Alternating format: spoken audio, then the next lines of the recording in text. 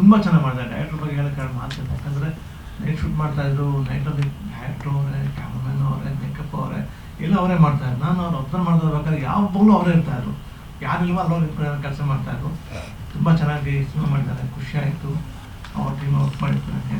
ಎಲ್ಲರೂ ಸಹ ಎಷ್ಟು ಮಂದಿ ಇದ್ದಾರೆ ಸಿನಿಮಾ ರಿಸಲ್ಟ್ ಆದರೆ ನಮ್ಮ ಬಗ್ಗೆ ಸಿನಿಮಾ ನೋಡೋಣ, ಸಿನಿಮಾನ ಗೆಲ್ಸೋಣ ಅಂತ. ಥ್ಯಾಂಕ್ ಯು ಎಲ್ಲರೂ ಒಳ್ಳೆಯದಾಗಲಿ.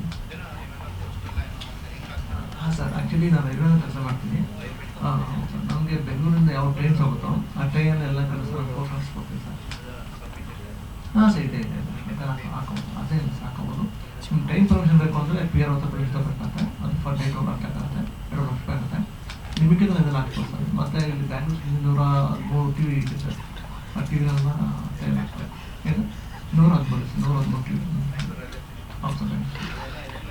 ಹಾಂ ಸರ್, ಆಗ್ತದೆ ಸರ್. ನಾನು ಸುಮಾರು ಸಿನಿಮಾ ಮಾಡಿದ್ದೀನಿ ಸರ್. ಆ್ಯಕ್ಚುಲಿ ನಾನು 70 ಸಿನಿಮಾ ಆ್ಯಕ್ಟ್ ಮಾಡಿ ಸರ್. 70 ಸಿನಿಮಾ ಆ್ಯಕ್ಟ್ ಮಾಡಿ ಸರ್. ಹಾಂ ಸರ್. ಸೊ ಒಂದು 50 ಸಿನಿಮಾ ಮಾಡಿದೆ ಸರ್. ನಾನು ತುಂಬ ಆಜ್ಞೆಗಳೆಲ್ಲ ಮಾಡಿದ್ದೀನಿ ಸರ್. ಇಲ್ಲ ಸರ್, ಇಲ್ಲ ನನಗೆಲ್ಲ ಪರಿಚಯ ಇರ್ತಾರಲ್ಲ ಸರ್, ಅದು ಗೊತ್ತಿಲ್ಲ ಸರ್. ಕಾಶ್ಮೀರ ಗೊತ್ತಿಲ್ಲ. ಹೌದು ಸರ್, ಹೌದು. ರಾಮು ಸರ್ಗೆ ಮತ್ತು ಎಸ್ನಾಯ್ ಸರ್ಗೆಲ್ಲ ತುಂಬ ಮಾಡಿದ್ದೀನಿ ಸರ್.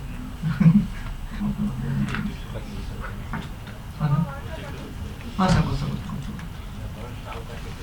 ಸರ್. ಅವಕಾಶಕ್ಕಿಂತ ನಾನು ಸಿನಿಮಾ ಒಂದು 30 years ಬಂದು ಸಿನಿಮಾ ರಂಗಕ್ಕೆ ಓಕೆ ಸರ್. ಅವಕಾಶ ಬಗ್ಗೆ ನನಗೆ ಯಾವುದೋ ನೆನಪಾಗತ್ತಲ್ಲ ಸರ್. ನನಗೆ ನೆನಪಾದ ಅವ್ರಿಗೊಂದು ಖುಷಿ ಆಗುತ್ತೆ. ಹಾಗಾಗಿ ಇದು ಮಾಡ್ತೀನಿ ಸರ್.